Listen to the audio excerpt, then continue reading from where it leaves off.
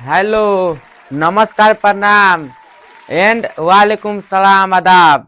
तो स्वागत बा लोग के हमारा भोजपुरिया कॉमेडी शो द बर्बादी शो में। हाँ तो भैया हमनी का बिहार से बिलोंग करे निसन। तो जैसे तो लोग जानते बानी कि बिहार में दारू बंद बा, जैसे न जैसे बंद बा।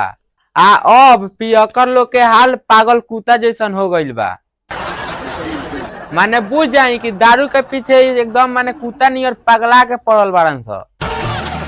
माने तो बुझ जाई दारू के जगह पर लइका मुद के देता सन तब हम पी जाता सन। पैसन पागल कुत्ता भइल बान सन भैया। हाँ तो देखी कोनो पियकर लइका से भेंट हो जाता तो ओकर तनी हम प्रैक्टिकल देखाए लोग के। देखी कोनो के आ जाए दी, इंतजार करत तनी। ए जबरी के माई लबरी जल्दी बाहर निकल। दारू पी के आइल बानी, पैसा सदावे के बाद आगरा करे के बाद ना तो पैसा जियान हो जाई। निकल।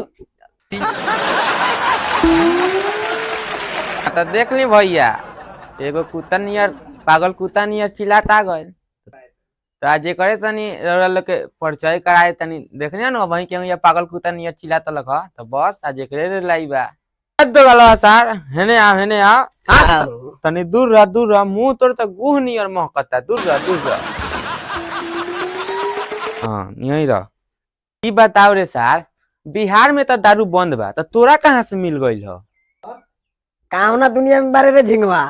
देखा तार लोग भाई सार झिंगवा के कावना दुनिया में भाई जाई लोग भैया की जब से दारू बंद भइल बा जब से तो और आसान हो गइल बा।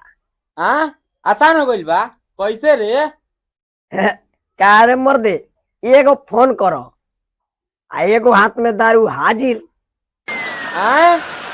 हाँ होम डिलीवरी हो जाता है। जेपी भैया कहते हैं 2-4 बोतल मार के आ दारू बंद बा बिहार के। लेकिन यही बात पर बीके भैया बोलते हैं पहले होम डिलीवरी मंगा के तब बोलो दारू बंद बा बिहार के। वाह बिहार वाह, जानता हो गल बा। बुझाता बिहार प्रोग्रेस में बाटे। तो तारा का लगता ना होको ना होको दारू पिए खातिर भैया पैसा चाहिए कि ना। हम है उच्चतम विचार वाला पियक्कर। बुझ जाए कि हम मेहरारू के गहना ना बेचेंगे, अपना पूर्वक के जमीन बेचेंगे। हमरा के कम होशियार समझता लोग, बहुत होशियार है, बहुत ज्यादा।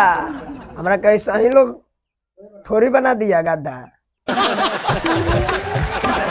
क्या हो नीतीश चाचा, तारा से तो तेज बारन सन बिहार के 2-4 साल के बाद।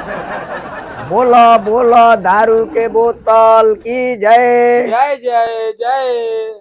हाँ तो भैया ये वीडियो के माध्यम से हम कुछ दिखावे के प्रयास कैले बानी कि कैसे पियकर लोग अपन ईमान भूला जाला, अपन जमीन जायदाद बेचेला। हम लोग से ये कहें कि रउरा लोग दारू से दूर रही आ द बर्बादी सो के सब्सक्राइब करी। हम पर्दा पुआल बनी दूसर का बार, हमरे नाम है राइडर अजीत। डिस्क्रिप्शन में जाके देख ले हम लोग, नाम बाटे हमार।